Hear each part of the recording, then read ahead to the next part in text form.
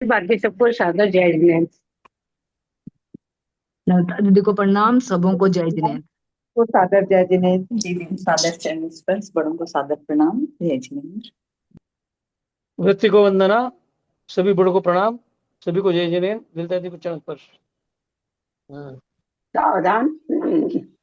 ओकारं बिंदु संयुक्तं नित्यं ध्यायन्ति योगिनः कामदं मोक्षदं चैव ओंकाराय नमो नमः। अविरल शब्द घनौघा प्रक्षालित सकल भूतल कलंका मुनि विरूपासी तीर्था सरस्वती हरतुन दूरितम अज्ञानतिमिरान्धानां ज्ञानाञ्जन शलाकया चक्षुरुन्मिलितं येन तस्मै श्री गुरुवे नमः। श्री परम गुरुवे नमः। परम्पराचार्य गुरुभ्यो नमः।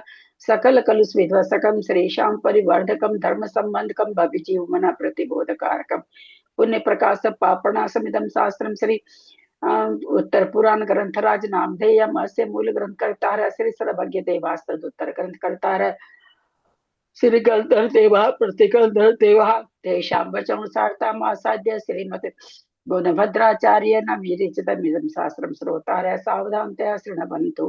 मंगलम भगवान वीरो मंगलम गौतमो गणि मंगलम कुंद कुंदादेव जैन धर्मोस्तु कारकम प्रधानम सर्वधर्मानां जयतु शासनम जैनम जयतु शासनम जैनम जयतु शासनम सरस्वती नमस्तुभ्यं वरदे कामरूपिणि विद्यारंभं करिष्यामि सिद्धिर्भवतु मे सदा। द्वादशांग जिनवानी माता की जय। परम मांगलिक ग्रंथ उत्तर पुराण ग्रंथराज की जय। गुणभद्राचार्य की जय। पन्नालाल जी साहित्यकार की जय। कढ़ाई दीप पे विराजमान सभी आचार्य उपाध्याय सर्व साधु के चरणों में नमोस्तु नमोस्तु नमोस्तु। सभी यारिका माता जी के चरणों में वंदामी वंदामी वंदामी। सभी छुल्लक छुल्लिका एलक के चरणों में इच्छामी इच्छामी इच्छामी। सभी प्रतिमाधारी के चरणों में ग्रुप में विराजमान प्रतिमाधारी के चरणों में वंदना वंदना वंदना। ग्रुप में विराजमान पूज्य जनों का सादर चरण स्पर्श, सभी से सादर जय जिनेंद्र। श्रीमते सकल ज्ञान साम्राज्य पद्मी से धर्म चक्र वृत्ते वर्ते न संसार भी से। बोलो आदिनाथ भगवान की जय।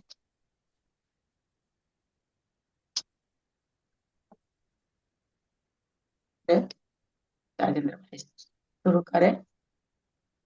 हाँ,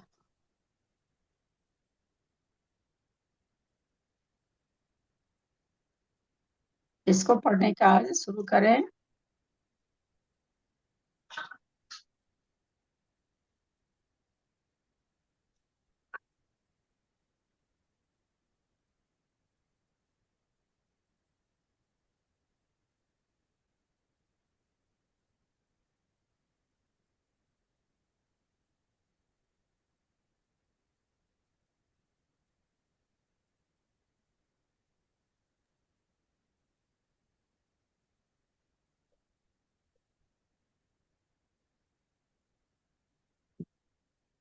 आज शुरू करवाते त्रिशला जी वगैरह नहीं आए हैं क्या अभी तक? ये शर्मिला दोनों नहीं है क्या? मैसेज डाले होंगे। मैसेज भी नहीं डाले हैं क्या उस ग्रुप में? मैं तो हूं नहीं कि मैं देख के बताऊं।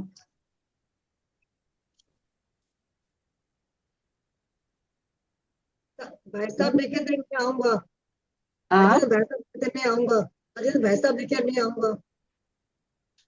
वो तो खैर थोड़ा सा वीकडे है ना, तो आगे पीछे हो सकते हैं। वो मैसेज नहीं डाली है क्या स्टूडेंट मैसेज ग्रुप? नहीं है, हाँ, नहीं है। नहीं है दीदी, कोई मैसेज नहीं है। नहीं, कोई जिसको ध्यान होगा, जिसके पास नंबर आता है उसका नंबर, उसका अपना नंबर ध्यान नहीं है क्या? मेरा नंबर आज इन्होंने छोड़ा था। उषा जी पढ़ रही थी, फिर भाई साहब आ गए थे तब इन्होंने छोड़ा था।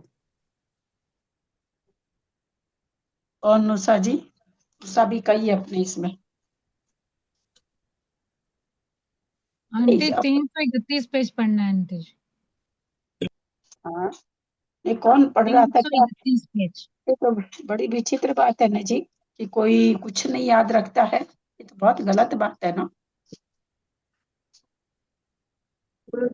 तुरंत पढ़ना 79, हाँ 69 पढ़ना है। 67 तो पूरा हो गया था ना शायद। पढ़ना तो यहाँ से है 69 नवीननाथ का आज तो नवीननाथ का होगा ना, पेपर उसमें डाला नहीं, परीक्षा एग्जाम है आज तो नवीननाथ का पढ़ना है, वो तो पूरा पढ़ना है। मुनि सुब्रत नाथ जी का तो पूरा हो गया था ना, पूरा हो गया, आज नवीननाथ का शुरू होएगा। आज नवीननाथ जी का शुरू पूरा होगा। हो गया था, हाँ 69 से पढ़ना है। पेज नंबर 331 से पढ़ना है। हाँ, और आज उसका एग्जाम भी होता है, साहब ने मैसेज डाला है। हाँ मैं पढ़ लूं क्या? पढ़िए जिसको पढ़ लीजिए। पढ़, मुझे नहीं पढ़ा है, जिसको पढ़ना हो पढ़िए, क्योंकि मेरे पास ये सब लिस्ट भी नहीं है। मैं पढ़ लूं क्या? पता नहीं, दीदी का फोन भी नहीं उठ रहा। क्या पेज नंबर क्या मेरा बताया? फोन दिया होगा, दीदी का फोन हाँ, सरोजा भी पढ़- कौन पढ़ रहे हैं? पढ़िए। उषा आंटी जी सरोजा सेठी आंटी पढ़ छूट रहे हैं गया था शायद। पढ़ना मुझे। मैंने बहुत दिन से नहीं पढ़ा, मैं पढ़ लेता हूँ। हाँ जी, पढ़ पढ़ लीजिए। स्वामीनाथ भगवान की जय। सब बड़ों से बोलिए। सादर प्रणाम, सभी से जय जय- जिन्हें। जेठी भाई सब आप पढ़। तथानंतर भक्त लोगों के कमर इतना देरी से एक मिनट उषा, जब तुमको पढ़ना था तो इतनी देरी से क्यों हल्ला हो रहा था भाई? तुरंत निकाल के पढ़ना चालू कर देना चाहिए था। किसका वेट कर रहे थे यार? ये कोई खुशामद करे हमारी? तो फिर जब आपको पढ़ना था, आपका नंबर था, आपको मालूम था, तो आपको फट से शुरू करना था। ये तो बहुत गलत बात है भाई, बहुत गलत बात है। चलो शुरू करो। अथानंतर भक्त लोगों के हृदय कमल में धारण किया हुआ, जिनका नाम भी मुक्ति के लिए पर्याप्त है, मुक्ति देने में समर्थ है, ऐसे नमीनाथ स्वामी हम सब के लिए शीघ्र ही मोक्ष लक्ष्मी प्रदान करें। इसी जम्बूद्वीप संबंधी भरत क्षेत्र के वत्स देश में एक कौशाम्बी नाम की नगरी है। उसमें पार्थिव नाम का राजा राज्य करता था। वह इक्ष्वाकु वंश के नेत्र के समान था। लक्ष्मी को अपने वक्ष स्थल पर धारण करता था। अतिशय पराक्रमी था। वो सब दिशाओं पर आक्रमण कर साक्षात चक्रवर्ती के समान सुशोभित होता था। उस राजा के सुंदरी नाम की रानी से सिद्धार्थ नाम का पुत्र हुआ। एक दिन वह राजा मनोहर नाम के उद्यान में गया। वहां उसमें परमावधि ज्ञान रूपी नेत्र के धारक मुनिवर नाम के मुनि के दर्शन किए और विनय से नम्र होकर उनसे धर्म का स्वरूप पूछा। मुनिराज ने धर्म का यथा स्वरूप बतलाया। उसे सुनकर राजा को वैराग्य उत्पन्न हो आया। वह विचार करने लगा कि संसार ने प्राणी मरण रूपी मूलधन लेकर मृत्यु का कर्जदार हो रहा है। प्रत्येक जन्म में अनेक दुखों को भोगता और कर्ज की वृद्धि करता हुआ वह प्राणी दुर्गत हो रहा है, दुर्गतियों में पड़कर दुख उठा रहा है अथवा दरिद्र हो रहा है। जब तक यह प्राणी रत्नाकर रूपी धन का उपार्जन कर मृत्यु रूपी साहूकार के लिए ब्याज सहित धन नहीं दे देगा, तब तक उसे स्वास्थ्य कैसे प्राप्त हो सकता है, वह सुखी कैसे रह सकता है। ऐसा निश्चय कर वह कर्म रूपी शत्रुओं को नष्ट करने का उद्यम करने लगा। उत्कृष्ट बुद्धि के धारक राजा पार्थिव ने अनेक शास्त्रों के सुनने एवं प्रजा का पालन करने वाले सिद्धार्थ नाम के अपने समर्थ पुत्र के लिए राज्य देकर पूज्यपाद मुनिवर नाम के मुनिराज के चरण कमलों के समीप जिन दीक्षा धारण कर ली, सो ठीक ही है, क्योंकि सत्पुरुषों की ऐसी ही प्रवृत्ति होती है। तथापि सिद्धार्थ भी सम्यक दर्शन प्राप्त कर तथा अनुव्रत आदि व्रत धारण कर सुखपूर्वक भोग भोगता हुआ प्रजा का पालन करने लगा। इस प्रकार समय व्यतीत हो रहा था कि एक दिन उसने अपने पिता पार्थिव मुनिराज का समाधि मरण सुना। समाधि मरण का समाचार सुनते ही उसकी विषय संबंधी इच्छा दूर हो गई। उसने शीघ्र ही मनोहर नाम के उद्यान में जाकर महाबल नाम देवी भगवान से तत्वार्थ का विस्तार से काल कर समझाए। अन्य सभी म्यूट तदनंतर कर ले प्लीज।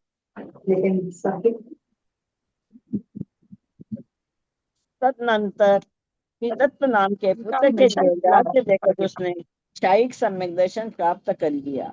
वो शांत होकर संयम धारण कर लिया। उस पुरुषोत्तम ने 11 अंग धारण कर 16 कारण भावनाओं के द्वारा तीर्थंकर नामक पुण्य कर्म का बंध किया और आयु के अंत में समाधि बनकर अपराजित नाम के श्रेष्ठ अनुत्तर विमान में अतिशय शोभायमान देव हुआ। वहां उसकी 33 साल की आयु थी। एक हाथ ऊंचा शरीर था तथा श्वासोच्छ्वास, आहार, लेश्या आदि भाव उस विमान संबंधी देवों के जितने बतलाए गए हैं वह उन सबसे सहित था। जब इस अहम इंद्र का जीवन का अंत आया और वह 6 माह बाद वहां से चलने के लिए तत्पर हुआ, तब जम्बू वृक्ष से सुशोभित इसी जम्बूद्वीप के वंग नामक देश में एक मिथिला नाम की नगरी थी। वहां भगवान ऋषभ देव का वंशज कश्यप गोत्री विजय महाराज नाम से प्रसिद्ध संपत्तिशाली राजा राज्य करता था। जिस प्रकार उदित होता हुआ सूर्य संसार को अनुरक्त लाल वर्ण का कर देता है, उसी प्रकार उसने राज्य गद्दी पर आरूढ़ होते ही समस्त संसार को अनुरक्त प्रसन्न कर दिया था। और जो जो सूर्य स्वयं राग लालिमा से रहित होता जाता, त्यों त्यों वह संसार को विरक्त लालिमा से रहित करता जाता है। इसी प्रकार वह राजा भी जो जो विराग प्रसन्नता से रहित होता जाता था, त्यों त्यों संसार को विरक्त प्रसन्नता से रहित करता जाता था। सारांश यह है कि संसार की प्रसन्नता और अप्रसन्नता उसी पर निर्भर थी। तो ठीक ही है, क्योंकि उसने वैसे ही तप किया था और वैसा ही उसका प्रभाव था। क्योंकि पुण्य कर्म के उदय से अनेक गुणों के समूह तथा लक्ष्मी ने उस राजा का वर्णन किया था, इसलिए उसमें धर्म, अर्थ, काम रूप तीनों पुरुषार्थ अच्छी तरह प्रकट हुए थे। उस राजा के राज्य में यदि ताप, अर्थ, ताप उष्णत्व था तो सूर्य में ही था, अन्यथा ताप दुख नहीं था। क्रोध था तो सिर्फ कामी मनुष्यों में ही था, वहां के अन्य मनुष्यों में नहीं था। विग्रह नाम था तो शरीरों में ही था, अन्यथा नहीं। विरागता विरागता विरागता वहां के अन्य पुरुषों में नहीं था। विग्रह नाम था तो शरीरों में ही था, अन्यत्र नहीं। विरागता विरागता यदि थी तो मुनियों में ही थी, वहां के अन्य मनुष्यों में विरागता स्नेह का अभाव नहीं था। पदार्थ ग्रहण अन्य कवियों के द्वारा प्रतिपादित अर्थ का ग्रहण करना कवियों में ही था, अन्य मनुष्यों में पदार्थ पदार्थ पदार्थ आंटी ग्रहण। जी, इसमें ये लाइन समझाए ना 22वां में, विग्रह नाम था तो शरीर में ही था, अन्यथा नहीं। विरागता विरागता यदि थी थी तो मुनियों में थे। तो मुनियों में नहीं थी। वहां के अन्य मनुष्य में विरागता स्नेह का अभाव नहीं था। फिर यहाँ पर अभाव भी बता दिए, फिर मतलब विरागता मुनियों में ही था बता रहे हैं।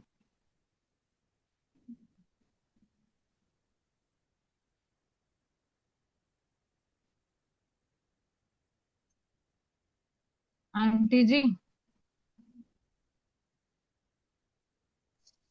वैराग्य मुनियों में था, ठीक है ना बता रहे हैं। लोगों में वैराग्य हाँ होगा वो तो तो ठीक है, संसार लेकिन नहीं चलेगा। नेक्स्ट वहाँ लाइन में बता वैराग्य दिया वहां का अन्य मनुष्य में अगर दूसरा लाइन उसी लाइन में मुनियों में था वहां पर लिख दिया, फिर वहां के अन्य मनुष्य में विरागता स्नेह का अभाव नहीं था, ऐसे लिख रहे हैं ना। फिर अन्य मनुष्य में विरागता है, कहाँ पर है? इसी 22 लाइन में। नहीं, कहाँ पर है मैं 22वां वो नहीं श्लोक पता, में कि मेरा 2-3 दिन का छूटा है ना, तो मैं वो पढ़ रही हूँ। आप हमको बताओ किस पेज पर है। 21वें के पेज बाद नंबर 332 332 हाँ 332 और पेज है। 332 हाँ, आगे आ गए 21 के बाद में 2-3 लाइनें छोड़ के, 2 लाइनें छोड़ के 332 शुरू में है क्या? तदंतर श्रीदत्त नामक पुत्र के लिए राज देकर उसने इच्छाई सम्यक दर्शन प्राप्त कर लिया। शांत होकर संयम धारण उसको हाँ 22वां 22वां श्लोक 22वां कुछ नहीं समझ में आ रहा। दो लोग साथ में बोलते हैं ना, एक 22 आदमी श्लोक 22 उस राजा के राज्य में यदि ताप उष्णत्व था तो सूर्य में ही था, अन्यत्र ताप दुख नहीं था। क्रोध था तो सिर्फ कामी मनुष्यों में ही था, वहां के अन्य मनुष्यों में नहीं था। विग्रह नाम था तो शरीर में ही था, अन्यत्र विग्रह अर्थात युद्ध का नाम नहीं था। वीतरागता यदि थी तो मुनियों में ही थी, वहां के अन्य मनुष्यों में विरागता स्नेह का अभाव था। स्नेह अभाव का नहीं था। हाँ आंटी विरागता विरागता हाँ, और वीतरागता में फर्क है ना आंटी जी? हाँ, वो यहाँ पर यह कह रहे हैं कि भाई विरागता मतलब राग का भाव, तो वो कह रहे हैं कि वहां पर भाई अब राग का भाव कहाँ था? तो मुनियों में था, लेकिन वहां के मनुष्यों में स्नेह का अभाव नहीं था। स्नेह और राग में अंतर है ना, राग द्वेष तो राग हाँ द्वेष का शाय हो गई। तो वही चीज कह रहे हैं कि स्नेह में हाँ हाँ विरागता यानी स्नेह का अभाव नहीं था, ऐसा कह रहे हैं। अच्छा, विरागता और स्नेह का हाँ, अभाव नहीं था, हाँ, मतलब ऊपर में राग तो भी था विरागता और स्नेह भी था। हाँ, ऊपर में तो विरागता का मतलब राग द्वेष ले लिया, और नीचे विरागता हाँ में स्नेह ले लिया कि भाई स्नेह का अभाव नहीं था वहां। स्नेह का अभाव होगा तो संसार ही नहीं चलेगा ना, अगर हाँ हाँ गृहस्थ लोगों को, तो वही चीज कह रहे हैं। ठीक है आंटी, इससे ये की मात्रा में फर्क है। हाँ यहाँ पर वितरागता बता दिए, यहाँ पर विरागता बता दिए। विरागता बता हम बोले दिया हाँ। विरागता तो मुनि में, वितरागता मुनि में ही है, और यहाँ हम्म, पर बता रहे हैं फिर विरागता स्नेहता का अभाव है, अभाव नहीं है। सब कल्पना है भाई, कभी की कल्पना कभी की कलम में बहुत ताकत होती है। दूसरे का धन का ग्रहण करना नहीं था। बंधन, हर बंध, छत्रबंध आदि की रचना काव्यों में ही थी। वहां के अन्य मनुष्यों में बंधन पाश आदि बांधा जाना नहीं था। विवाद आंटी, शास्त्रार्थ प्रतिपादित प्रतिपादित अर्थ का ग्रहण करना, ये क्या हुआ आंटी जी? अन्य कवियों के द्वारा प्रतिपादित अर्थ का ग्रहण करना कुकवियों में ही था, अन्य मनुष्यों में परार्थ ग्रहण, दूसरों के धन का ग्रहण नहीं था। मतलब इसका अर्थ और बताए ना आंटी जी। निकालती हूँ प्रतिपादित मैं तो असल में बहुत पीछे आ जा रही हूँ ना, तो 3-4 दिन से बैठी नहीं ना स्वाध्याय में, पूरा उसी के करने आगे का की लाइन संकल्प लिया हुआ है, तो थोड़ा सा इसलिए बार बार पीछे आ जा निकाल रही इसी में आंसर मतलब है आंटी जी, हाँ परार्थ हाँ ग्रहण। हाँ निकालती हूँ, पेज निकाल रही हूँ 332 ना। इसमें पूरा 22 तक ही पूरा बताओ, आगे और भी है इसमें। अच्छा ठीक है। उस राजा के राज्य में यदि ताप उष्ण तो था तो सूर्य में ही था, अन्यत्र ताप दुख नहीं था। क्रोध था तो सिर्फ कामी मनुष्यों में ही था, वहां के अन्य मनुष्यों में नहीं था। विग्रह नाम था तो शरीर में ही था, अन्यत्र विग्रह था युद्ध का नाम नहीं था। शरीर को विग्रह भी कहते हैं। तो अगर कोई कहे कि भाई वहां विग्रह है, तो कहते वहां युद्ध नहीं था, विग्रह जो नाम था वहां शरीर का ही नाम था। पदार्थ ग्रहण, अन्य कवियों के द्वारा प्रतिपादित अर्थ का ग्रहण, अन्य कवियों के द्वारा प्रतिपादित अर्थ का ग्रहण कुकवियों में ही था। जो कुकवि थे, अन्य कवि का परार्थ ग्रहण माने प्रतिपादित माने क्या होता है आंटी जी? बताया हुआ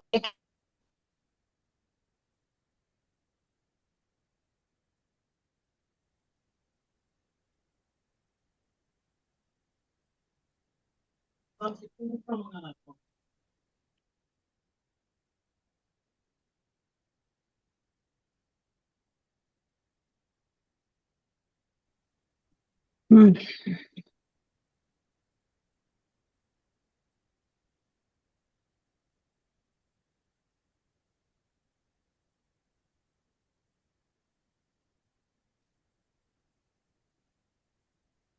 हाँ, वितराग, हाँ कहाँ गए। पराग, पर के अर्थ को ग्रहण करना, अन्य कवियों के द्वारा प्रतिपादित अर्थ का ग्रहण करना कवियों में ही था, अर्थात मनुष्यों में परार्थ ग्रहण मतलब दूसरे अर्थ मतलब धन भी होता है। तो कहाँ वो कवि लोग थे जो कि दूसरों के अर्थ को ग्रहण, यहाँ अर्थ मतलब वो अर्थ हो गया जो अपने शब्दार्थ अर्थ होता है ना, वो हो गया। तो कहते कवियों के द्वारा ही दूसरे के अर्थों का चुरा करके अपनी कविता बनाना, ये उनमें था। मनुष्यों में दूसरे के धन का ग्रहण, दूसरे को धन ग्रहण करना नहीं था। दोनों चीज को वैसे करके कह रहे हैं।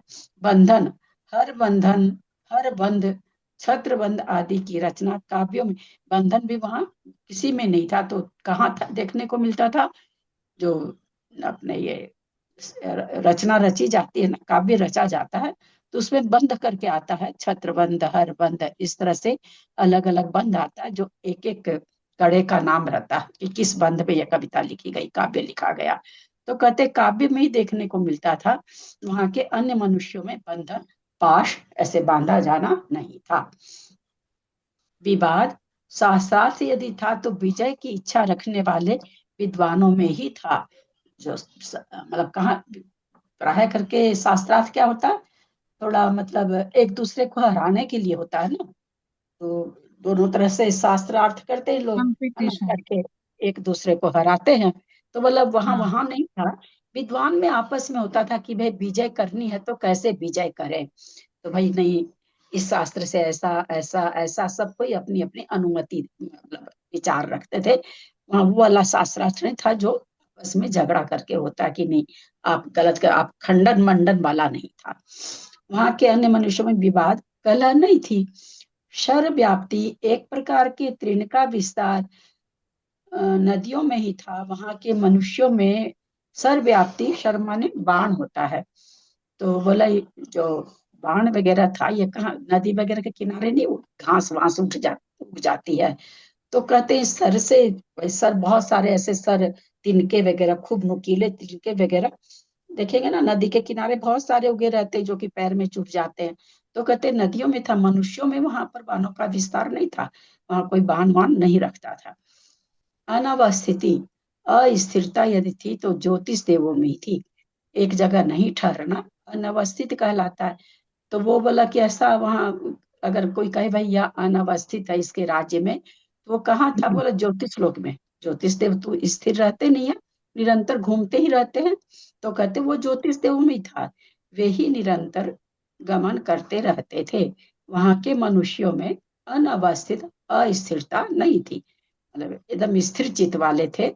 ऐसा नहीं कि एक एक क्षण में कषाय कर लेना, गुस्सा हो जाना, हर कुछ कर लेना, ऐसे वहां के मनुष्य नहीं थे। तो अनवस्थित पना अगर देखा जा रहा था वहां, तो वहां के जो ज्योतिष देव थे जो गमन करते रहते थे, वही हमेशा मतलब अस्थिर रहते थे। वहां की प्रजा अस्थिर नहीं रहती थी। क्रूरता यदि थी तो दुष्ट ग्रहों में ही थी। वहां के मनुष्यों में क्रूरता, दुष्टता, निर्दयता नहीं थी। क्रूरता होती है, दुष्ट ग्रह है ना बहुत सारे, राहु केतु शनि, है ना, ये सब क्या कहलाते, क्रूर ग्रह कहलाते हैं। मतलब वहां क्रूरता अगर देखी जाती थी तो इन दुष्ट ग्रहों में देखी जाती थी। वहां के मनुष्यों में क्रूरता, दुष्टता, निर्दयता नहीं थी। और पिशाचता, पिशाच जाति यदि थी तो देवों में ही थी। मतलब पिशाचपना था कहीं, तो देव होते हैं पिशाच जाति के, अंतर देव में पिशाच जाति के भी देव हैं। तो कहते वो देव में ही थी, वहां के मनुष्यों में नीचता नहीं थी। विजय बस आगे तो नहीं ऐसा पढ़े, आगे पढ़ो उषा, पढ़ो।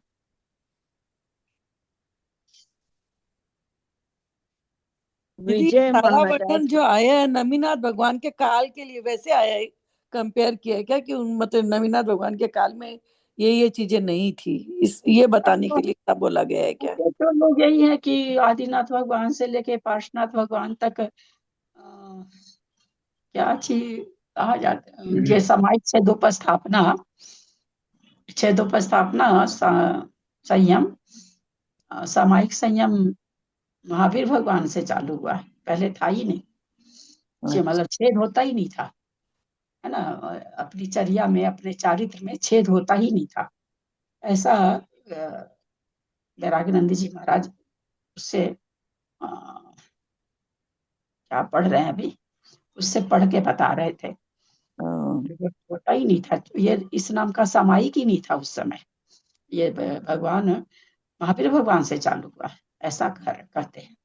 हाँ वही, नहीं तो इतना वर्णन ऐसा आया इसमें तो। ये नहीं समझ में आया कि सारी चीज इतनी, तो कितना तो युद्ध, कितने लोग मर रहे हैं, कितनी विद्याओं का सिद्ध कर रहे हैं, उन विद्याओं से कितना कितना महामारी फैला रहे हैं। पता नहीं, हम तो मेरे को ना ये किसी अच्छे महाराज के पास बैठ करके, भैया भैया के पास बैठ करके ये अपनी शंका का निवारण करनी पड़ेगी। मैं समझ नहीं पा रही कि एक तरफ तो कहते हैं हा धिक माँ, इतना कहने से लोग शर्म से मर जाते थे, है ना, पाप नहीं करते थे, और एक तरफ इतना इतना युद्ध आदिनाथ पुराण से ही चला आ रहा, मतलब तीसरे काल से युद्ध चला आ रहा। आदिनाथ भगवान तो तीसरे काल में थे। तो पता नहीं, मैं ये दोनों को ना एक तुला पर ले नहीं पा रही, कहीं पर है जो मुझे कुछ समझ में नहीं आ रहा, पकड़ में नहीं आ रहा, पर मेरे बात जम नहीं रही है कि एक तरफ तो कहते हैं सामायिक चारित्र, छेदोपस्थापना चारित्र महावीर भगवान से आया, या तो पता नहीं। देखिए, कभी किसी महाराज के पास जाऊं, चर्चा करूं घंटा 2 घंटा, तब ये मेरा, मैं शुरू से आदिनाथ पुराण पढ़े तब से मेरा मन उथल पुथल हो रखा है। इसके पहले तो मैंने कभी पढ़ा नहीं था वर्तमान योग, तो कभी ध्यान भी बस नहीं दिया। इसमें तो अभी आप वो मुनि सुव्रतनाथ भगवान वाले में नहीं थे, उसमें लक्ष्मण को बताया कि चौथे नरक में गया है, और रामचंद्र जी जब लक्ष्मण मरे हैं तो जनता को संबोधित कर रहे हैं कि मतलब कि मरण तो भाई, जैसे ऐसे तो अपन बोलते हैं ना, रामचंद्र जी 6 महीना लेके घूमते रहे, शोक में थे, और हाँ, इसमें अभी बोला गया कि वो उल्टा जनता को संबोधन दे रहे हैं। वो तो ऐसा है ना, उसके लिए तो कविता जी अभी देखते नहीं, और भैया जी तो चूंकि अपने किसी भाई साहब की क्लास अपने से आगे चल रही है ना, एक एक शास्त्र उनका आगे चल रहा, तो वो उसमें भी वो प्रश्न पत्र वगैरह बनाते हैं, तो उनको ध्यान में तो देखते हैं, रोज ही प्राय बताते हैं कि उस ग्रंथ में तो ऐसे आया, इसमें ऐसे आया। और चूंकि प्रश्न वगैरह बनाते हैं, फिर देखते हैं, तो उनको वो प्रकरण याद भी हो गया। कोई भी चीज को जब आदमी 4 बार 5 बार देखता है तो याद हो जाता है, तो है बोलते ही रहते हैं। तो इस सब का तो अपन कुछ नहीं कर सकते हैं, जिस ग्रंथ को पढ़ रहे हैं उसके प्रति भावना रख के और वैसा अपने को चलना, क्योंकि अपने पास अभी कोई ऐसे है नहीं जो बता सके। अलग अलग प्रकरण मिल रहा है, उसमें प्रकरण तो एक ही सही है, सारे तो सही, 3 3 तरह का मिल जाता है भाई, 3 तरह का जनक मिल जाता है, 3 तरह का तप कल्याणक मिल जाता है, तो है तो कोई एक ही सही, लेकिन अब अपन तो किसको कर सकते हैं। नहीं, और ये उत्तर पुराण में सीता जी का जो बताया है ना, कि रावण की बेटी बताई है। हाँ, बताया ना। हाँ, रावण की बेटी थी, मंदोदरी के गर्भ से पैदा हुई थी। हाँ, आया ना इसमें। हाँ, और विनाश का कारण बताते हैं तो उसको कहीं संदूक में बंद करके और दूर डलवा देता है रावण। लोग आजकल कहते हैं, हाँ, हाँ, बहुत हाँ, बहुत यूट्यूब पर आता रहता है, कभी नजर चली जाती है, ऐसे तो सबको कौन देखता है, तो लगता है एक ऐसा समय, माँ भी ऐसी हो सकती है क्या, माँ भी ऐसी हो सकती नहीं, है क्या? माँ तो बहुत दुखी हुई थी, तो उसने तो मतलब बोला भी था, वो उसको क्या नाम है, वो नाम क्या था मंत्री का, और बाद में जब मिलती है तो उसके मतलब झरझर वो होने लगता है ना, तो कहती मेरी हाँ, वो पुत्री है। ठीक है। हाँ, लेकिन फिर भी ये सब चीज में मतलब एकदम समझ में नहीं आती। हाँ, पर रावण ने तो मतलब एकदम अपने लिए ही सोचा है कि ये मुझे खत्म कर देगी। ये उसका देखिए, वो उग्रसेन है ना, श्री कृष्ण, वो अपनी क्या बहन बहन हुई कोई कैसे, है ना, कितने उसके बच्चों को मार दिया।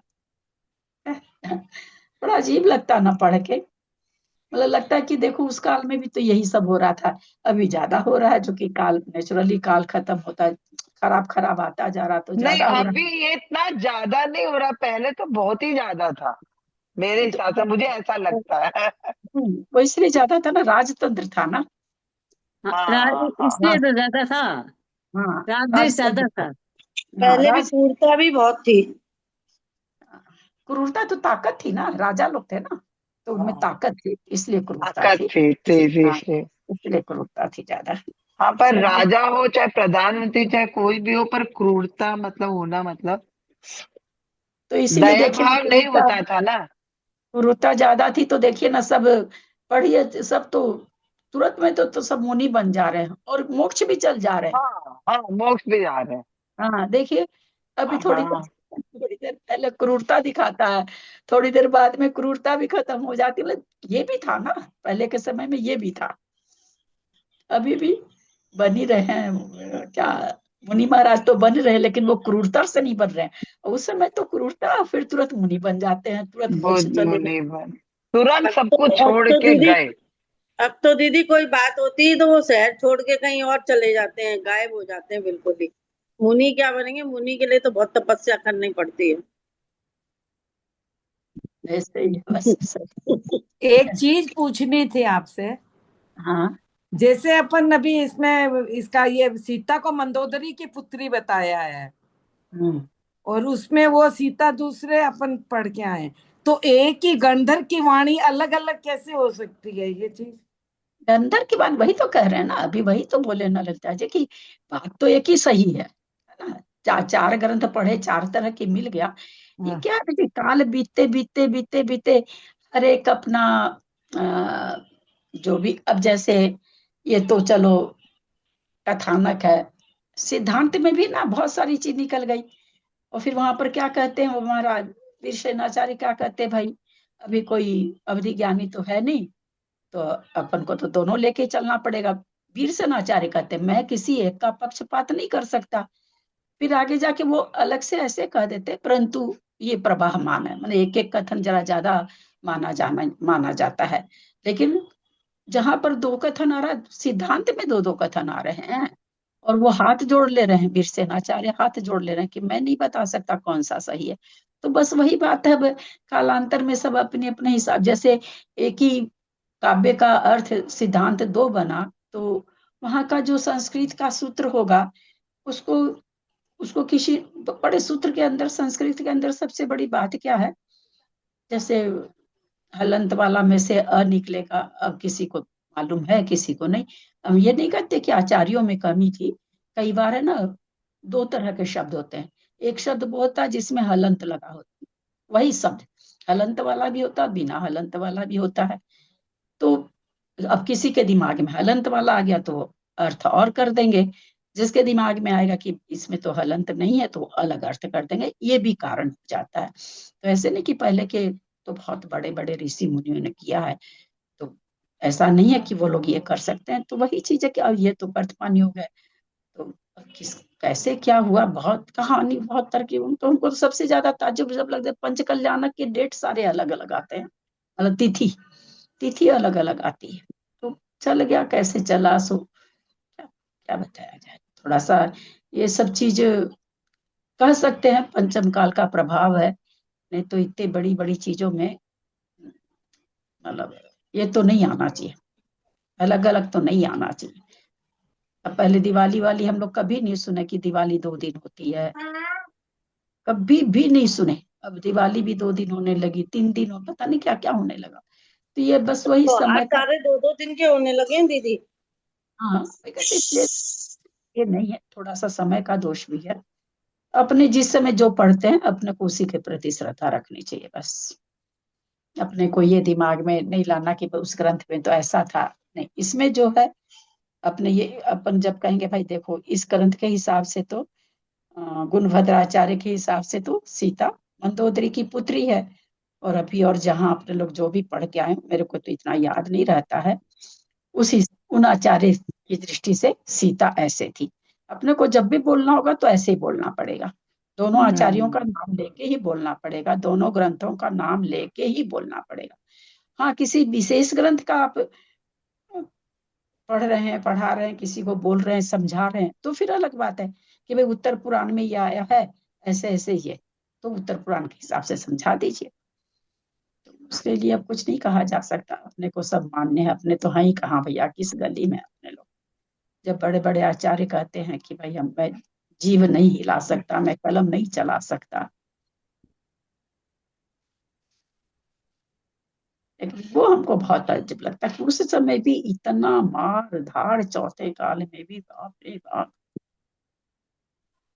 ये माधिक, लेकिन ना भोग भूमि में तो था ही नहीं, भोग भूमि में तो माधिक की जरूरत ही नहीं है। ये तो पूछना तो पड़ेगा, ये समझ में नहीं आता। चलिए पढ़िए, मेरा तो बहुत सारा छूटा हुआ है, पढ़ ही नहीं पाऊंगी इतना। विजय महाराज की महादेवी का नाम वप्पिला था। देवों ने रत्न वृष्टि आदि से उसकी पूजा की थी। श्री री दिति आदि देवियां उसकी सेवा करती थी।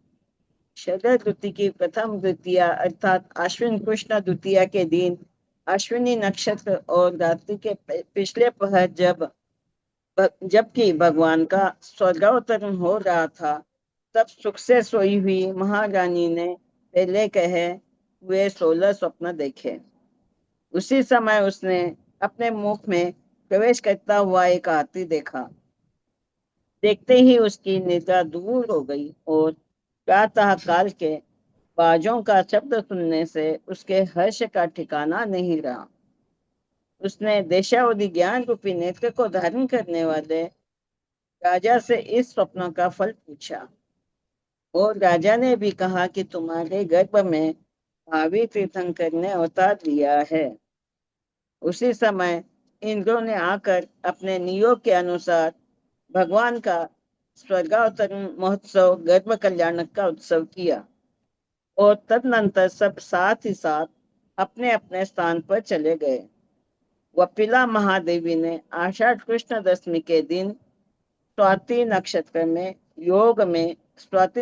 के योग में समस्त लोक के स्वामी महाप्रतापी ज्येष्ठ पुत्र को उत्पन्न किया। देवों ने उसी समय आकर जन्म कल्याणक का उत्सव किया और मोह शत्रु को भेदन करने वाले जिन बालक का नमीनाथ नाम रखा। भगवान मुनि सुरतनाथ तीर्थंकर की तीर्थ परंपरा में जब 60 लाख वर्ष बीत चुके थे, तब नमीनाथ तीर्थंकर का जन्म हुआ। भगवान नमीनाथ की आयु 10,000 वर्ष की थी। शरीर 15 धनुष ऊंचा था। दीदी एक मिनट, दीदी जैसे 60 लाख लिखा हुआ है ना, मेरे शास्त्र में काट के 6 लाख लिखा हुआ है। जरा सा मैं कुछ नहीं बता पाऊंगी। नहीं, आप अपना संस्कृत पढ़ के बता सकते हैं ना हाँ दीदी। वही संस्कृत, हाँ संस्कृत देख के भले बता दूंगी। हाँ, कहाँ पर हो? 31 30 के नंबर बाद पे, 31 के बाद।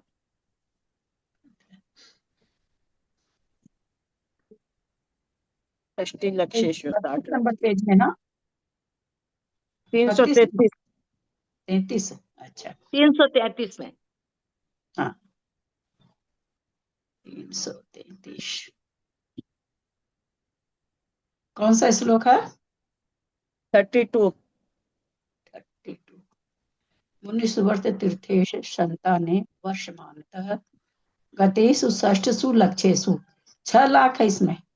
हाँ 6 लाख लिखा हुआ है दीदी, काट के मेरे शास्त्र में 6 लाख 60 की लिखा। जगह। 6 लाख ही। हमारे में भी लिखा है 6 लाख, पहले कटवा दिया है, पहले पढ़े थे तो 6 लाख है, श्लोक में 6 लाख है। भगवान नमीनाथ की आयु 10,000 वर्ष की थी। शरीर 15 धनुष ऊंचा था और कांति स्वर्ण के समान थी। जब उनके कुमार काल के ये 2.5 33वें सूत्र में पर वहां 10 आयु 10 सहस्राणी लिखा हुआ है, मतलब कि संस्कृत क्या चीज? 33 नंबर का सूत्र है ना, जो उसमें आयु 10 सहस्राणी लिखा हुआ है। किसमें? 33 नंबर वाले में। तो मैं भी कौन सा देखी? आप 32 वाला देखे ना उसमें। इन लोगों ने 32 बोला तो मैं 32 देखी। हाँ तो हाँ 32 तो 32 ठीक ही देखे 32 ही ना। देखना था दीदी। हाँ तो 32 में तो 60 लक्ष 6 है, 6 लाख है। 6 लाख हाँ। ये लाइन देखिए ना एक बार आप, मैं गलत तो हूँ यहाँ। 33 और किसी चीज के लिए होगी। 10,000 10 में भी 6 लाख लिखा हुआ है। एक 7 मिनट, लाख जो है 6 भगवान लाख का तो जन्म देखिए कब हुआ भगवान इसके की बारे में। आयु 6 लाख लिखी हुई है। ये 10,000 की नहीं लिखी। तीर्थंकर की भगवान का तीर्थ जन्म परंपरा, जब 6 लाख वर्ष बीत चुके तब नमीनाथ तीर्थंकर का जन्म हुआ। नमीनाथ भगवान की आयु 10,000 वर्ष है। हाँ उनकी आयु। दोनों दो तरह का चीज है ना, दोनों दो श्लोक में दो तरह का चीज है। ठीक है, आया कि नहीं समझ में? कौन जी बोल रहे थे दीदी आ कि गया, समझ में आ गया। अभी आयु इसमें 60 लाख लिखा, वैसे 6 लाख संस्कृत में लिखा है। अब 6 लाख सर कौन सा सही करेंगे वो पता नहीं। जो संस्कृत अगर में वो आंसर में 60 लाख लिखे तो फिर वही लिखना पड़ेगा 6 ऑप्शन लाख, में। हम लोग के हिंदी में भी 6 लाख ही है सरिता जी। नहीं छह मेरे लाख तो है। 60 लाख है, हम लोग के 60 लाख है। मेरे इसमें 6 लाख है। अच्छा 6 लाख सही है ना, सूत्र में वही सही होगा ना। हाँ, सूत्र में है वही सही होगा।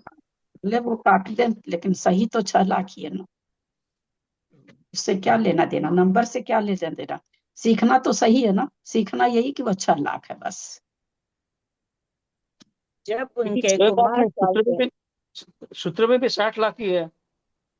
60 लक्षेषु गतेषु 60 लक्षेषु, सूत्र में भी 60 लाख ही है। 60 संस्कृत लाख में भी कहाँ, 60 है ना, 6 है ना। 60 लक्षेषु।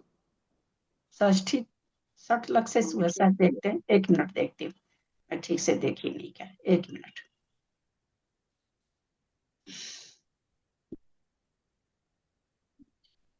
तीस 33 षष्ठी है, षष्ठी है।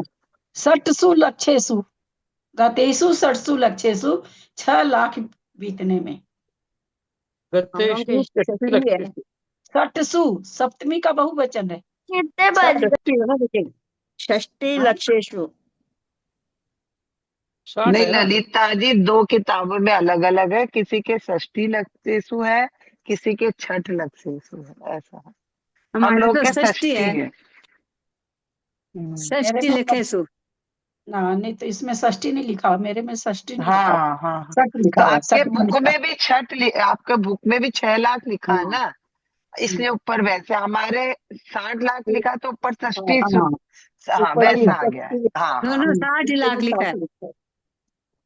वही बात है, आप लोग के सूत्र में भी 60 है, यहाँ सूत्र में मेरे में 6 ही है। कौन सा सही माने। अरे वो अपने बताएंगे, क्यों चिंता करते हैं आप लोग इतना, इस विषय पर इतना मत उलझा हाँ करिए। तो इसमें से देंगे ना, क्या फर्क शास्त्र पड़ता में से है, देंगे। कोई बात नहीं, गलत भी हो। इसके लिए तुम क्या चिंता करना है। अपने परीक्षा देते हैं इसलिए कि भाई दोहराया जाता है, थोड़ा सा चीज अंतर रह जाती है थोड़ी सी, जब हम दोबारा तिबारा पढ़ते हैं तो मन के अंदर ये भाव रखा करिए। वो 1 नंबर गलत अगर वो 6 लाख को करेंगे तो ठीक है, जो 6 लिखेगा उसका वो वैसा ही देंगे। अब मान लो खाली 600 लिखे, क्या कह रहे हैं आप, 60 लिखेंगे और दूसरा 40 30 ऐसा लिख देंगे तो अपने आप 60 सही हो जाएगा। देने वाला वो सोच के देता है प्रश्न, है ना, कभी भी कंफ्यूजन वाला थोड़ी देता है। उतना चिंता नहीं करना चाहिए उस सब चीज के लिए। यहाँ तो ये सोचना चाहिए कि हमको क्या क्या चीज दिमाग में रह गई, कौन कौन सी अच्छी बात इसकी दिमाग में रह गई, अपने को आगे बढ़ने का सोचना चाहिए। ये सब तो परीक्षा वगैरह तो थोड़ा सा बस ठीक है, थोड़ा होता है तो अच्छा लगता है, मन लगता है, बस उतने तक ही रखिए सब परीक्षा का दिमाग। दीदी आज दोपहर में क्लास नहीं हुई थी। आज अष्टमी है ना, 14 अष्टमी क्या है आज, अष्टमी। अच्छा आज मैं 2-3 बारी खोली तो कुछ आया ही नहीं, तो फिर तो कल बोले थे ना कि कल तो अष्टमी है, कल बोल दिए थे ना। ठीक है दीदी, ठीक है। अब पूरा कर ले दो, आज पेपर देंगे ना। जब उनके कुमार काल के 2,500 वर्ष बीत गए तब उन्होंने अभिषेक पूर्वक राज्य प्राप्त किया था। इस प्रकार राज्य करते हुए भगवान को 5000 वर्ष बीत गए। एक दिन जबकि आकाश वर्षा ऋतु के बादलों से महसूस समूह से व्याप्त हो रहा था, तब महान अभ्युदय के धारक भगवान नमीनाथ दूसरे सूर्य के समान हाथी के कंधे पर आरूढ़ होकर वन विहार के लिए गए। उसी समय आकाश मार्ग से आए हुए 2 देव कुमार हस्त कमल जोड़कर नमस्कार करते हुए इस प्रकार प्रार्थना करने लगे। वे कहने लगे कि इसी जम्बूद्वीप के पूर्व विदेश क्षेत्र में एक वत्सकावती नाम का देश है। उसकी सुसीमा नगरी में अपराजित विमान से अवतार लेकर अपराजित नाम के तीर्थंकर उत्पन्न हुए हैं। उनके केवल ज्ञान की पूजा के लिए सब इंद्र आदि देव आए थे। उनकी सभा में प्रश्न हुआ कि क्या इस समय भर क्षेत्र में भी कोई तीर्थंकर है? सर्वदर्शी अपराजित भगवान ने उत्तर दिया, इस समय वंग देश के मिथिला नगर में नमीनाथ स्वामी अपराजित विमान से अवतीर्ण हुए हैं। वे अपने पुण्योदय से तीर्थंकर होने वाले हैं। इस समय वे देवों के द्वारा लाए हुए भोगों का अच्छी तरह उपभोग कर रहे हैं, ग्रस्तावस्था में विद्यमान हैं। हे देव, हम दोनों अपने पूर्व जन्म में धात्की खंड द्वीप के रहने वाले थे। हम तपस्या कर सौधर्म नामक स्वर्ग में उत्पन्न हुए। दूसरे दिन हम लोग अपराजित केवली के पूजा के लिए गए थे। यहाँ उनके वचन सुनने से पूजनीय आपके दर्शन करने के लिए कौतुकवश यहाँ आए हैं। जिन्हें निकट काल में ही केवल ज्ञान की प्राप्ति होने वाली है, ऐसे भगवान नमीनाथ देवों की उक्त समस्त बातों को हृदय में धारण कर नगर में लौट आए। वहां वे विदेह क्षेत्र के अपराजित तीर्थंकर तथा उनके साथ अपने पूर्व भाव के संबंध का स्मरण कर संसार में होने वाले भावों का बार बार विचार करने लगे। वे विचार करने लगे कि इस आत्मा ने अपने आप को अपने आप के ही द्वारा अनादिकाल से चले आए बंधनों से अच्छी तरह जकट कर शरीर रूपी जेल खाने में डाल रखा है। और जिस प्रकार पिंजरे के भीतर पापी पक्षी दुखी होता है अथवा आलान खंबे से बंधा हुआ हाथी दुखी होता है, उसी प्रकार यह आत्मा निरंतर दुखी रहता है। यह यद्यपि नाना दुखों को भोगता है तो भी उन्हीं दुखों में राग करता है। गति नौकशाय के अत्यंत तीव्र उदय से यह इंद्रियों के विषय में आसक्त रहता है और विष्ठा के कीड़ा के समान अपवित्र पदार्थों में तृष्णा बढ़ाता है। यह प्राणी मृत्यु से डरता है किंतु उसी ओर दौड़ता है, दुखों से छूटना चाहता है किंतु उनका ही संचय करता है। हाय हाय, बड़े दुख की बात है कि आज तो रोज ध्यान से उत्पन्न हुई तृष्णा से यह जीव की बुद्धि विपरीत हो गई है। यह बिना किसी विश्राम के चतुर्गति रूप भाव में गमन करता है और पाप के हृदय से दुखी होता रहता है। इष्ट अर्थ का विघात करने वाली दृढ़ और अनादिकाल से चली आई इस मूर्खता को धिक्कार हो। इस प्रकार वैराग्य से संयोग से वे भोग तथा राग से बहुत दूर जा खड़े हुए। उसी समय सारस्वत आदि समस्त वितराग देवों ने लोकांतिक देवों ने उनकी पूजा की। कर्मों का क्षोभम होने से उनके प्रशस्त संचलन का उदय हो गया, अर्थात प्रत्याख्यानावरण क्रोध मान माया लोभ का क्षोभम और संज्वलन क्रोध मान माया लोभ का मंद उदय रह गया, जिससे रत्नांतर को प्राप्त कर उन्होंने सुप्रभ नामक पुत्र को अपना राज्यभार सौंप दिया।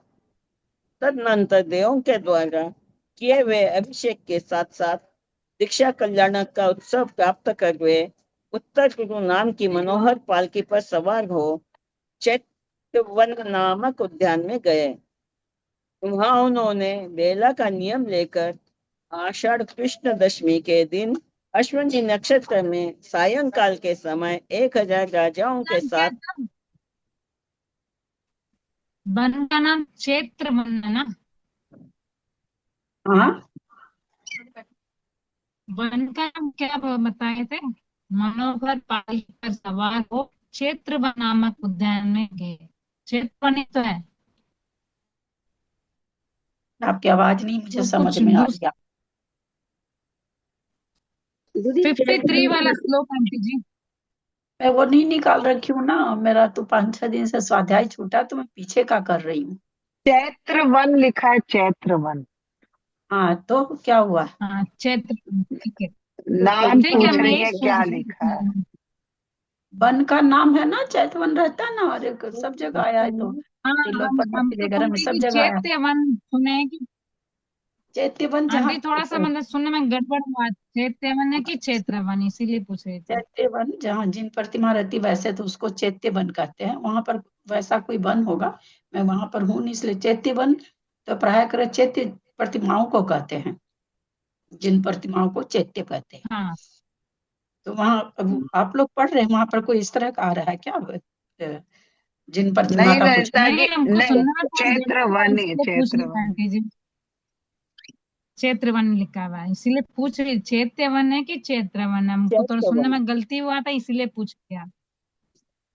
वहां उन्होंने बेला का नियम लेकर आषाढ़ कृष्ण दशमी के दिन अश्विनी नक्षत्र में सायंकाल के समय 1000 राजाओं के साथ संयम धारण कर लिया और उसी समय संयमी जीवों के प्राप्त करने के योग्य चतुर्थ मन पर ज्ञान भी प्राप्त कर लिया। पारना के लिए भगवान वीरपुर नामक नगर में गए। वहां स्वर्ण के समान कांति वाले राजा दत्त ने उन्हें आहार दान देकर पंचाश्चर्य प्राप्त किए। तदनंतर जब छद्मस्त अवस्था के 9 वर्ष बीत गए, तब वे एक दिन अपने ही दीक्षावन में मनोहर बकुल वृक्ष के नीचे बेला का नियम लेकर ध्यानारूढ़ हुए। वहीं पर उन्हें मार्गशीर्ष शुक्ल पक्ष की तीसरी नंदा तिथि तक अर्थात एकादशी के दिन सायंकाल के समय समस्त पदार्थों को प्रकाशित करने वाला केवल ज्ञान उत्पन्न हुआ। उसी समय एक सेकंड है, ये तीसरी नंदा तिथि का नीचे फुटनोट दिया हुआ है, क्या मतलब हुआ है इसके अंदर? क्या चीज बोल रहे हैं? मतलब ये तीसरी नंदा तिथि अर्थात एकादशी, तो नीचे फुटनोट में दिया हुआ है, ज्योतिष शास्त्र में नंदा भद्रा जया रिक्ता पूर्णा च तिथेय क्रमात्। इस श्लोक के अनुसार प्रतिपदा आदि तिथियों के क्रम से नंदा भद्रा जया रिक्ता और पूर्ण नाम है। षष्ठी से दसवीं तक की तथा एकादशी। आप क्या पूछना चाह रहे हैं इसमें? मतलब इसका मतलब क्या हुआ, ये मैं पूछना चाह रही हूँ। इसका मतलब क्या हुआ, इसमें थोड़ा सा ज्योतिष सीखना पड़ेगा। मैं तो बता दूंगी, मैं जानती हूँ, क्योंकि मेरा सभी चीज में इंटरेस्ट रहता है। क्योंकि किसी को मतलब समझ में नहीं आया मतलब। नंदा वर्ता ये सब है ना, तिथियां की रहती है, सब कौन सी ठीक रहती, किस काम करने के लिए, उस तरह से जब ज्योतिष के पास जाते हैं, वो कोई चीज अपने पूछने जाते हैं ना, तो बहुत सारी चीज देखता है, तिथियां देखता है, रिक्ता तिथि देखता है, पूर्ण तिथि देखता है, बहुत सारी चीज देखता है। तो उसी ये उसी से ज्योतिष से संबंधित है ये चीज, है ना। ठीक है। तो दीदी नंदा तिथि क्या पहली तिथि हो गई क्या? नहीं नहीं तीसरी? नहीं नहीं, वैसा कुछ नहीं जी।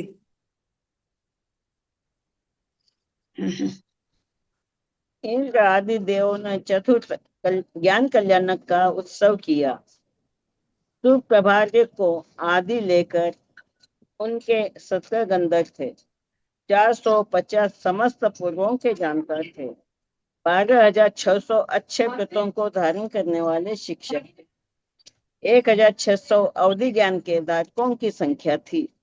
इतने ही अर्थात 1,600 ही केवल ज्ञानी थे, 1500 विक्रिया कृति के धारक थे, 1250 परिग्रह रहित पुनः परिग्रह ज्ञानी थे और 1000 वादी थे। इस प्रकार सब मुनियों की संख्या 20,000 थी। मंगिनी को आदि लेकर 45,000 आदिकाएं थी, 1,00,000 श्रावक थे, 3,00,000 श्राविकाएं थी, असंख्या देव देवियां थी और संख्या तिर्यंत थे। इस प्रकार समीचीन धर्म का उपदेश करते हुए भगवान नमीनाथ ने नंदीभूत 12 सभाओं के साथ आर्य क्षेत्र में सब और विहार किया। जब उनकी आयु 1 माह बाकी रह गया तब वे विहार बनकर सम्यक शिखर पर जाकर विराजमान हुए। वहां उन्होंने 1,000 मुनियों के साथ प्रतिमा योग धारण कर लिया और यहाँ पर नंदा, भद्रा, जया, रिक्ता, अष्टमी, नवमी, चतुर्थी, ये 3 तिथि ऐसी जिसको रिक्ता तिथि कहते हैं, है ना। उस दिन ज्योतिष के पास जाके पूछेंगे कि आज हम लोग चले जाएं कहीं, तुरंत मना कर देंगे कि ये रिक्ता तिथि है।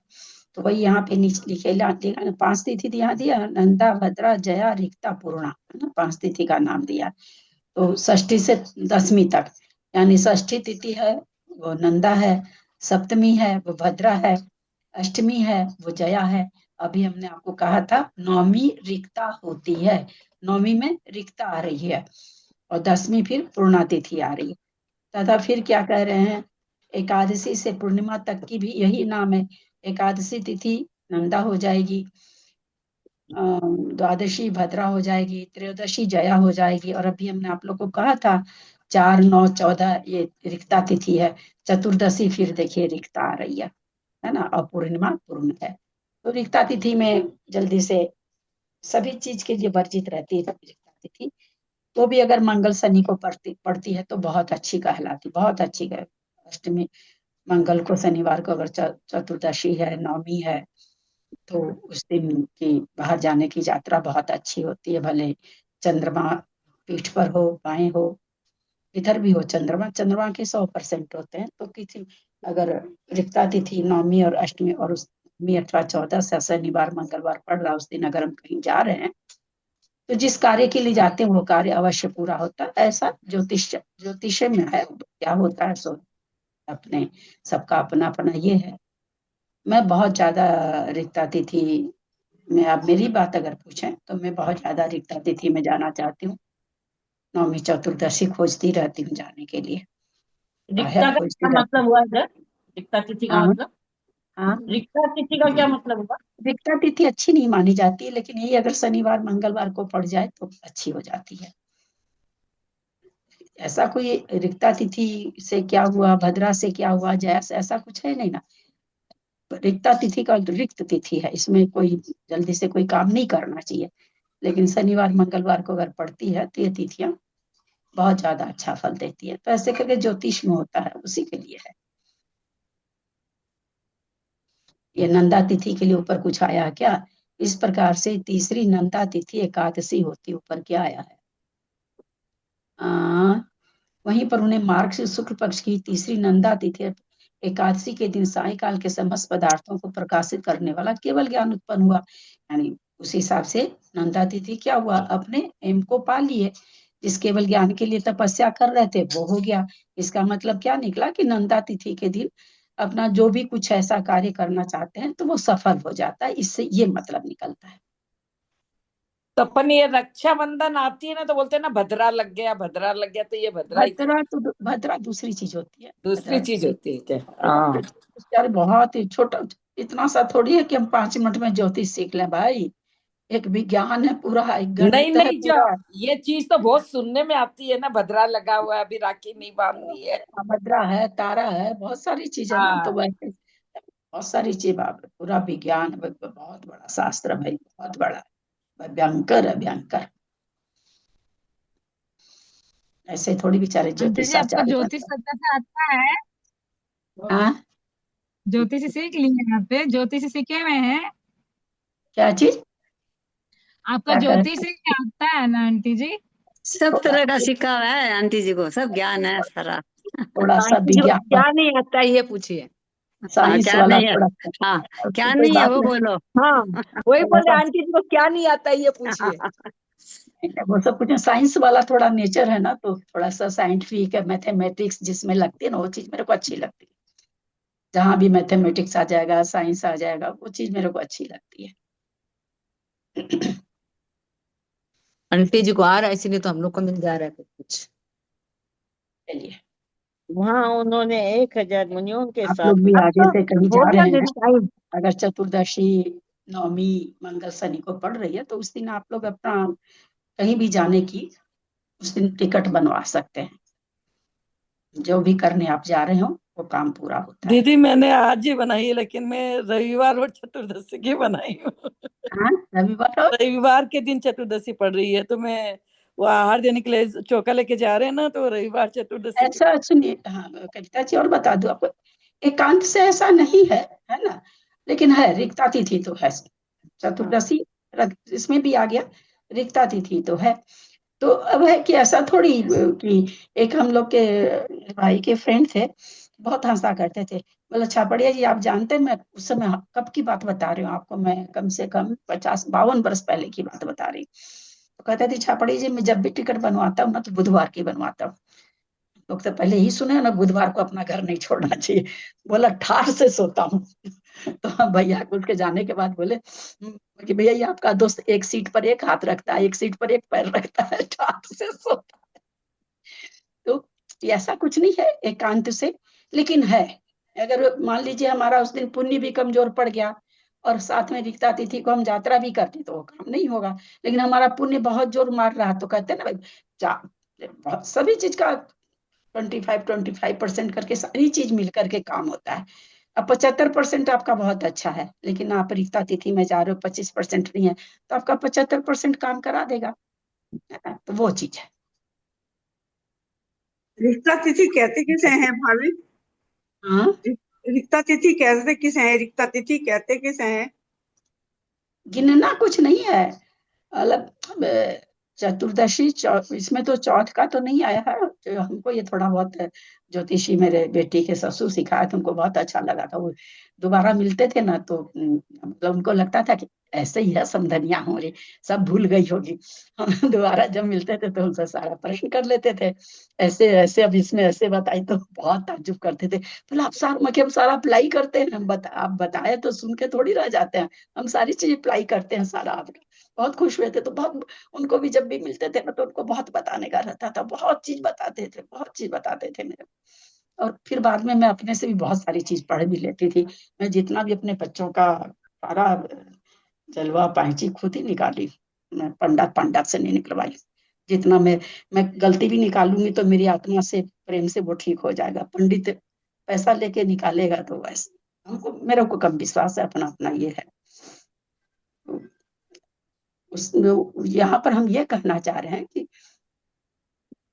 चतुर्दशी और नवमी, जैसे हमको कहीं अब जाना है, जाना कोई खास डेट नहीं है, और लगता है कि अरे कोई कार्य ऐसा है, जाने पर भी पता नहीं क्या होगा, होगा कि नहीं होगा। बहुत कुछ सोच के जा रहे हैं कि वहां जा रहे हैं, वो मंदिर भी दर्शन कर लेंगे, थोड़ा सा वहां भी चले जाएंगे, थोड़ा सा वो भी कर लेंगे, और मन में है भी कि पता नहीं हो पाएगा कि नहीं, अरे बहुत ज्यादा सोच रहे हैं, तो ऐसा तो थोड़ा सा जैसे मैं थोड़ी सी कोशिश करती रहती हूँ कि नवमी, चतुर्दशी, शनिवार, मंगलवार को अगर पड़ रही है तो मैं उस दिन की टिकट बनाऊं, मेरा अपना पुरुषार्थ ये रहता है। तो वो अब तो आप जो पूछ रही हैं बीना जी, तो जैसे अभी इन्होंने कहा ना कविता जी ने, रविवार को जा रहे हैं उस दिन चतुर्दशी है, जबकि रिक्ता तिथि में और किसी दिन रिक्ता तिथि में जाना ही मना है, मेन बात ये है जाना ही मना है। लेकिन उसी को आचार्य कहे कि अगर आपको जाना है, वो रिक्ता तिथि अगर मंगलवार शनिवार, उसमें भी खास करके शनिवार को ज्यादा कहा गया, मंगल भी थोड़ा कमजोरी है, शनिवार को अगर है तो फिर आपके कार्य को कोई रोक नहीं सकता। तो ये सब ज्योतिष की चीज है। तो आप जो पूछ रही बीना जी, नवमी चतुर्दशी अगर मंगल शनिवार को पड़ रही है, उस दिन आप अगर जाना चाहते हैं तो ज्योतिष में ये कहा गया कि आपका कार्य अवश्य पूरा होगा, इतना ही है, देखने की उसमें जरूरत नहीं रहती है, खाली आपको तिथि पता रहना चाहिए। तो तिथि तो हम लोग को पूजा में रोज पता रहता ही है। एक दिन सुनील सागर जी महाराज ने भी कहा था शनिवार को नवमी और चतुर्दशी और चौथ की यात्रा बहुत अच्छी रहती है, पर उन्हें रिक्ता तिथि का नाम नहीं लिया था, रिक्ता तिथि नहीं ना ना ना, रिक्ता तिथि, तीनों रिक्ता तिथि है, बेकार तिथि है, धन तीनों बेकार तिथि है, तीनों सही। शनिवार को तो पड़ जाए तो फिर ये बल्ले बल्ले है। चौथ भी क्या? चौथ 9वीं 14? चार 9 14 लगता है मैंने गलत सुन लिया हो, पर 4 9 सुनील सागर 14। जी महाराज ने कहा था 9वीं 14 वो सुनने में गलती हो जाता ना, एक ना छूट गया तो गया सब कुछ, है ना। तो वो मैंने ऐसे सुना था 9वीं 14 और 3 तिथि सुनी थी, शनिवार को बहुत अच्छी होती है, पर मंगलवार का नहीं सुना था मैंने। चलिए चलिए, वो इसमें आ गया तब लोग पूछने लगे, नहीं तो ये सब बात थोड़ी होती है। चलो हो गया क्या समय? टाइम हो गया तो हो गया दीदी। 8-10 हो गया। ये 5 मिनट का रहेगा, इसे खत्म करा दीजिए, क्योंकि वो थोड़ा आज सा पेपर भी देंगे ना भाई साहब। हाँ थोड़ा सा ही है, कर लो करो उषा करो। वहाँ उन्होंने 1000 मुनियों के साथ प्रतिमा योग धारण कर लिया और वैशाख कृष्ण चतुर्दशी के दिन रात्रि के अंतिम समय अश्विनी नक्षत्र में मोक्ष प्राप्त कर लिया। उसी समय देवों ने आकर सबके स्वामी श्री नमिना तीर्थंकर का पंचम निर्वाण कल्याणक उत्सव किया और तदनंतर पुण्य रूपी पदार्थ को प्राप्त हुए सब देव अपने अपने स्थान को चले गए। जिनका शरीर स्वर्ण के समान दैदीप्यमान था और जिन्होंने घातिया कर्मों के साथ युद्ध किया था, समस्त अहितों को जीता था अथवा विजय प्राप्त की थी, गंभीरभूत देव जय जय करते हुए उन जिनकी स्तुति करते थे, जो विद्वान शिष्यों के स्वामी थे और अंत में जिन्होंने शरीर नष्ट कर दिया था, मोक्ष प्राप्त किया था, वे नेमिनाथ स्वामी हम सबके संसार संबंधी बहुत भारी भय को नष्ट करे। जो तीसरे भाव में कौशाम्बी नगर में सिद्धार्थ नाम के प्रसिद्ध राजा थे, वहां पर घोर तपस्या कर अनुत्तर के चतुर्थ अपराजित विमान में देव हुए और वहां से आकर जो मिथिला नगरी में इंद्रों के द्वारा वंदनीय तीनों जगत के हितकारी वैष्णवों को प्रकट करने के लिए नमिनाथ नामक 21वें तीर्थंकर हुए, जिन्होंने देवों सहित समस्त इंद्रों से नमस्कार कराया था, जिन पर चमर ढोले जा रहे थे और जिन पर उठते हुए भ्रमरों से सुशोभित पुष्प दृष्टियों का समूह पड़ा करता था। ऐसे श्री नमिनाथ भगवान चरण कमल के मकरंद रस को पान करने वाले शिष्य रूपी भ्रमरों के लिए निरंतर संतोष प्रदान करते रहे। तीनों जगत को जितने से जिसका गर्व बढ़ रहा है, ऐसे मोह का महात्म्य मर्दन करने से जिन्हें मोक्ष लक्ष्मी प्राप्त हुई है, ऐसे श्री नमिनाथ भगवान हम सबके लिए भी मोक्ष लक्ष्मी प्रदान करें। अथानंतर इसी जम्बूद्वीप के उत्तर भाग में एक ऐरावत नाम का बड़ा भारी क्षेत्र है। उसके श्री पूर्णगढ़ में लक्ष्मण वसुंधर नाम का राजा रहता था। किसी दिन पद्मावती स्त्री के वियोग से उसका मन अत्यंत विरक्त हो गया था, जिससे वह अत्यंत सुंदर मनोहर नाम के वन में गया। वहां उसने वह चर्म नाम के सर्वज्ञ भगवान से धर्म का सद्भाव निर्णय किया। फिर विनयनधर नाम के पुत्र के लिए अपना सब भार सौंपकर अनेक राजाओं के साथ संयम धारण कर लिया। तदनंतर कठोर तपस्या कर समाधि मरण किया, जिससे महाशुक्र स्वर्ग में देव हुआ। वहां पर उसकी 16 सागर की आयु थी। दिव्य भोगों का अनुभव कर वह वहां से च्युत हुआ और उन्हीं नमिनाथ तीर्थंकर के तीर्थ में वत्स देश की कौशाम्बी नगरी के अधिपति ईश्वकुकुंशी राजा विजय की प्रभाकरी नाम की देवी से कांतिमान पुत्र हुआ। वह सर्व लक्षणों से युक्त था। जैसन उसका नाम था। 3000 वर्ष की उसकी आयु थी। 60 हाथ की ऊंचाई थी। तपाए हुए स्वर्ण के समान कांति थी। वह 14 रत्नों का स्वामी था। 9 निधियां सदा उसकी सेवा करती थी। 11वां चक्रवर्ती था और 10 प्रकार के भोग भोगता हुआ सुख से समय बिताता था। किसी एक दिन वह ऊंचे राजभवन की छत पर अंतःपुरवर्ती जनों के साथ लेट रहा था। पूर्णिमासी के चंद्रमा के समान वह समस्त दिशाओं को देख रहा था कि इतने में ही उसे उल्कापात दिखाई दिया। उसे देखते ही उसे विरक्त हुआ और वह इस प्रकार विचार करने लगा कि देखो, यह प्रकाशमान वस्तु तभी तो ऊपर थी, अभी तो ऊपर थी। और फिर शीघ्र ही अपनी दो प्रजाएं छोड़कर कांति रहित होती हुई नीचे चली गई। मेरा तेज भी बहुत ऊंचा है तथा बलवान है। इस तरह के मत को धारण करता हुआ जो मूढ़ प्राणी अपनी आत्मा के लिए हितकारी परलोक संबंधी कार्य का आचरण नहीं करता है और उसके विपरीत नश्वर तथा संतुष्ट नहीं करने वाले विषयों में आसक्त रखता है, वह प्रमादी मनुष्य भी इसी उल्का की गति को प्राप्त होता है, अर्थात तेज रहित होकर अधोगति को जाता है। ऐसा विचार कर सरल बुद्धि के धारक चक्रवर्ती ने काल आदि लब्धियों की अनुकूलता से चक्र आदि समस्त साम्राज्य को छोड़ने का निश्चय कर लिया। वह अपने बड़े पुत्रों के लिए राज्य देने लगा, परंतु उन्होंने तब धारण करने की उदात्त इच्छा से राज्य लेने की इच्छा नहीं की। तब उसने छोटे पुत्र के लिए राज्य दिया और अनेक राजाओं के साथ वरदत्त नाम के केवली भगवान से संयम धारण कर लिया। वह कुछ ही समय में स्फूर्त बुद्धि, तप, विद्या और औषध आदि रिद्धियों से विभूषित हो गया। चारण रिद्धि भी उसे प्राप्त हो गई। अंत में यह सम्यक शिखर जी के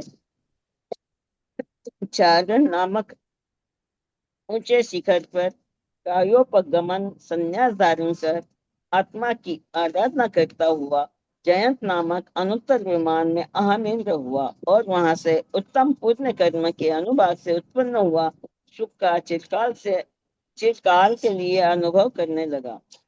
जयसेन का जीव पहले भाव में वसुंधर नाम का राजा था, फिर समीचीन तपस्या कर 16 सागर की आयु वाला देव हुआ। वहां से चलकर जयसेन नाम का चक्रवर्ती हुआ और फिर जयंत विमान में सुख का भंडार स्वरूप अहमिंद्र हुआ। इस प्रकार आश नाम से प्रसिद्ध भगवत गुणभद्राचार्य प्रणीत 63 लक्षण महापुराण के संग्रह में नमीनाथ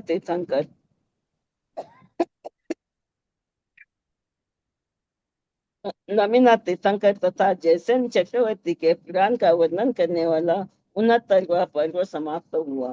जय बोलो नमीनाथ भगवान की जय।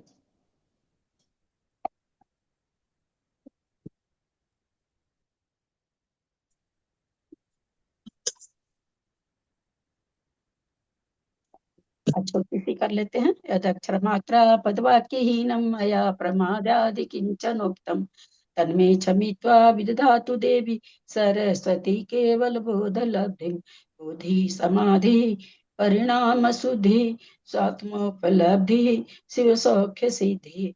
चिंतामणिं चिंतित वस्तुदाने त्वं वन्दमानस्य ममास्तु देवी।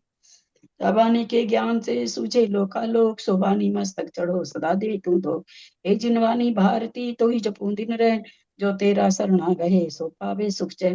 देव वजू अरहंत को गुरु से हो निर्ग्रंथ दया धर्म पालू सदा यही मोक्ष का पंथ।